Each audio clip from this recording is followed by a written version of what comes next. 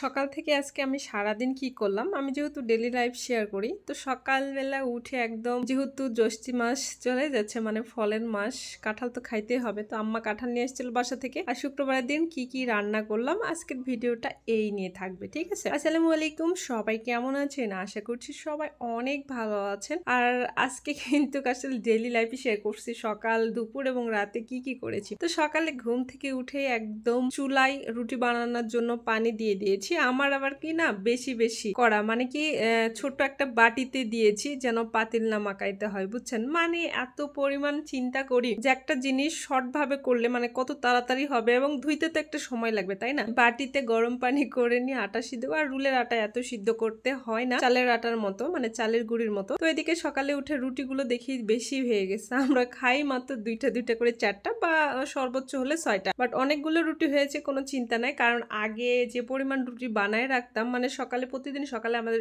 রুটির নাস্তা হইতো, বাট কি এখন এই জিনিসটা করি না, কারণ রুটি আপনাদের ভাইয়া বেশি খায় না, এই জন্য। তো 6টার মতো সেকে নিলাম, আর বাদ বাকি হাফ একটু সিদ্ধ করে ফ্রিজে রেখে দিব। হ্যাঁ, যারা মানে রুটি খেতে পছন্দ করেন তারা কিন্তু ফ্রিজে রেখে ভাবে খেতে পারে। এদিকে কাঁঠাল আম্মা নিয়ে এসেছিল, তো কয়েকদিন পরে পেকেছে। আর কাঁঠাল এতটা আমি পছন্দ করি না, আমি কেন আপনাদের ভাইয়া তো মুখেই দেয় না, তো আমি তো তা মুখে দিই একটু শক্ত যদি স্বাদটা হয়, এই জন্য, ঠিক আছে?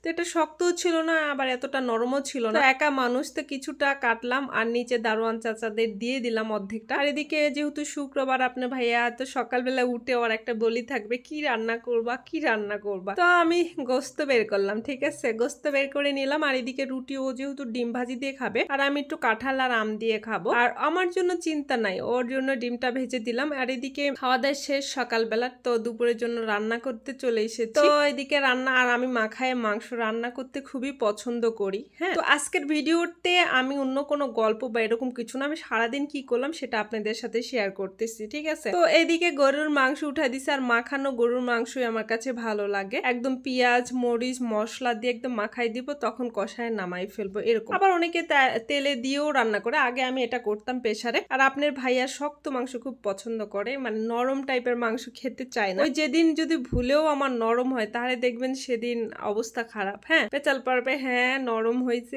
এই ভালো না হয় নাই, মানে নানান খুঁত। তো এই জন্য আমি প্রেসারে রান্না বাদ দিয়ে দিয়েছি, ফ্রাই প্যানেই রান্না করি। তো এদিকে ডাল রান্না করছি, যেহেতু মাংসটা ভুনা করব, ডাল না হলে তো ভালো লাগে না। আর আমার কিন্তু প্রিয় একটা খাবার, সেটা হলো ডাল আলু ভর্তা। এটা অনেক মেয়েদের, ছেলে মেয়েদের কিন্তু খুবই পছন্দের একটা খাবার। তো এদিকে ডালও রান্না করলাম। তো বিকালের নাস্তা কিছুই করি নাই, তো চিন্তা করছি একটু চা খাই, অনেকদিন থেকে চা খাই নাই। আর আগে রেগুলার চা খাইতাম, এখন কেমন যেন পেটে সমস্যা হয়, মানে গ্যাস্ট্রিকের প্রবলেম হয়, এই জন্য চা রেগুলার খাইতে পারি না। তো আজকে সারাদিন আমি কি কি করলাম, আসলে 3 মিনিটের ভিডিও আয়ত্তা করা যায় না এভাবে, তারপরে করে নিলাম। সবাই ভালো থাকবেন, সুস্থ থাকবেন, আল্লাহ হাফেজ, টাটা।